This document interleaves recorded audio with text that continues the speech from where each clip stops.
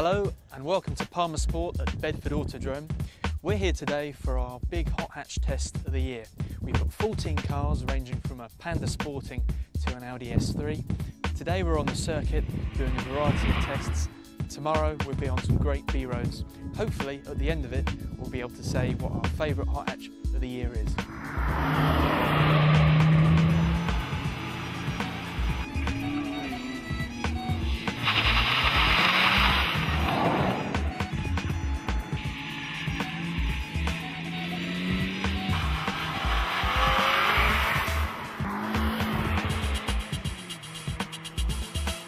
Bedford Autodrome was the perfect place for the opening round of our hot hatch brawl. Its west circuit has a challenging combination of short straights, hard braking zones and both slow and fast corners, and on it we soon separated the best drivers' cars in the field from the also-rans.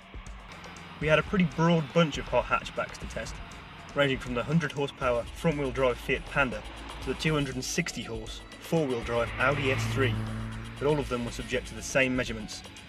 We used satellite timing gear to log acceleration, peak speed, braking and fastest lap times.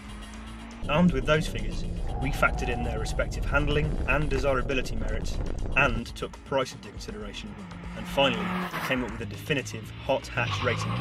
The most impressive car on the track was Renault's Megane R26. It was only a second slower than the S3 despite giving up 2 driven wheels and 34 horsepower to the big hitting Audi. The biggest letdown? Peugeot's 207 GT, which disappointed everyone who drove it, and set a fastest lap time less than 2 seconds quicker than that of the likeable Fiat Panda, despite having 50 horsepower more.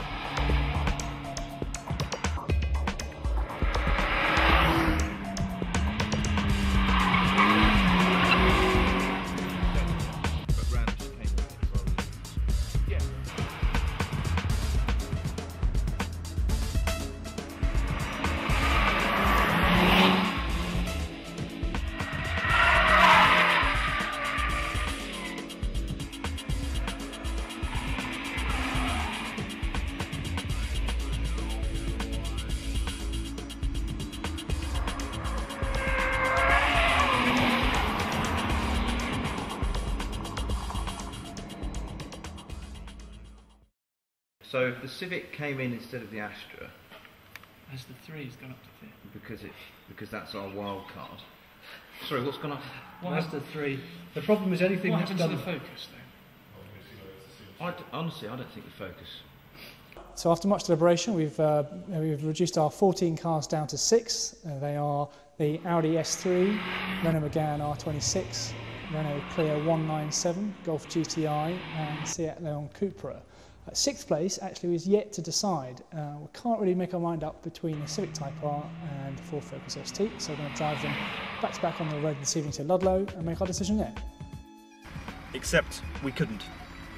The journey to Ludlow just wasn't revealing enough to separate the Focus ST and the Civic Type R, so both went through to day 2 of our test, along with the Golf GTI, Seat Leon Cupra, Audi S3, Renault Clio 197 and Renault Megane R26. The Astra VXR, Mazda 3 MPS, Mini Cooper S, Fiat Panda 100 horsepower, Golf R32, Fiesta ST and the Peugeot 207 GT all fell by the wayside. We headed into Wales to find some B roads twisty enough to provide us with an overall hot hatch champion. Having earned the right to compete on day 2 with their objective hot hatch credentials, our 7 finalists now had to blow us away where it really matters. Any surprises so far, Steve? Big surprise so far is the Renault for me. I think it's fantastic. The last one I drove really wasn't very good at all. It was very rough and very ragged. Whereas this one, it's not just quick, but it's extremely refined too. And I think over most give and take roads, it's probably the quickest car here. First of all was the Civic. It was way too stiff and unforgiving to cope with the bumpy, wet tarmac under its wheels, and just got left behind in the end. Curiously inadequate too was the Leon Cupra, which simply lacked the breadth of ability to cope with everything we could throw at it, and so 7 became 5. 2 firm old favourites fell next, but the fact that neither the Golf GTI or the Focus ST made the top 3 just goes to show how much better hot hatches have become in the last year or so. Few of us could actually pick fault with either the VW or the Ford on the day, other than to say that they just lacked that final sheen of dynamic brilliance required to make the final cut. Third place went to the Renault Clio 197, which, considering its 16k price tag and its relatively modest 200 horsepower, is no mean achievement. Second overall was Audi's mighty S3, which really proved itself as an incredibly fast and surprisingly engaging all-weather performer.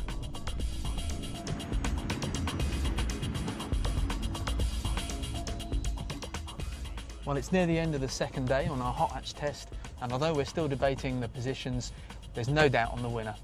The Megane R26 is a great enthusiast car, and it's our hot hatch choice.